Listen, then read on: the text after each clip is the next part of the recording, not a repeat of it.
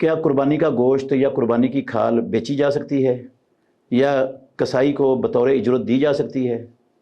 نہیں، نہ قربانی کا گوشت بیچا جا سکتا ہے، نہ کھال بیچی جا سکتی ہے اپنی ذات کے لیے، اور نہ گوشت یا کھال میں سے کوئی چیز وہ کسائی کو بطور اجرت دی جا سکتی ہے۔ یہ ساری چیزیں ناجائز ہیں، قربانی کے مقاصد کے منافی ہیں۔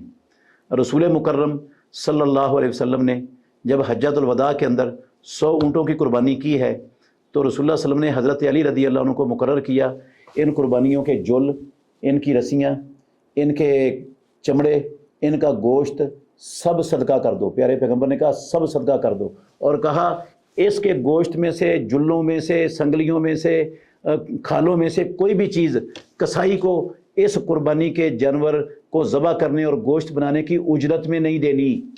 اتنی واضح اور صریح رسول اللہ صلی اللہ علیہ وسلم کی حدیث جب آ جائے تو پھر تو مسلمان کے لیے ایک ذرہ برابر گنجائش نہیں بچتی کہ وہ ایسا سوچے بھی کہ وہ کسائی کو پائے دے دے یا سری دے دے یا کھال دے دے، قربانی کے گوشت کی اجرت میں دے دے۔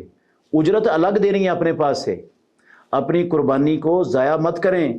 یہ کسائی کو قربانی کے کچھ حصہ اجرت میں دے کر اس کو پوری اجرت دیں الگ۔ ویسے اگر آپ اس کو قربانی کی کھال تحفہ میں دینا چاہیں، دوست ہے آپ کا، تحفے میں دے دیں، اجرت اس کو پوری دیں جتنی اجرت اس کی عرف کے اندر، معاشرے کے اندر بنتی ہے۔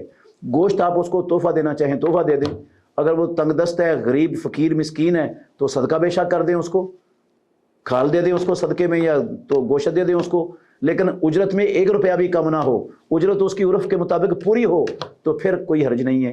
اگر اجرت میں دے دیا کسی بھی طریقے سے تو پھر قربانی کے ضائع ہونے کا خطرہ ہے۔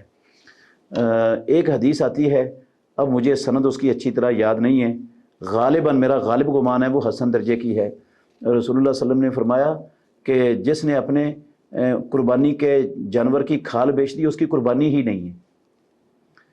تو حسن درجے کی روایت یہ میرے غالب گمان کے مطابق بن رہی ہے۔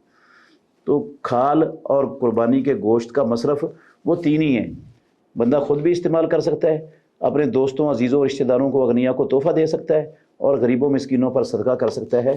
تو اس کے علاوہ بیچنا یا کسی اجرت میں دینا، مسجد کے امام کو تنخواہ میں دینا، خطیب کو تنخواہ میں دینا، یا کسی مدرسے کے استاد کو تنخواہ میں دینا، یہ چیزیں جائز نہیں ہیں، غلط ہیں بالکل۔ یہ صرف یہ 3 مصارف ہیں جن میں آپ ان کو صرف کر سکتے ہیں۔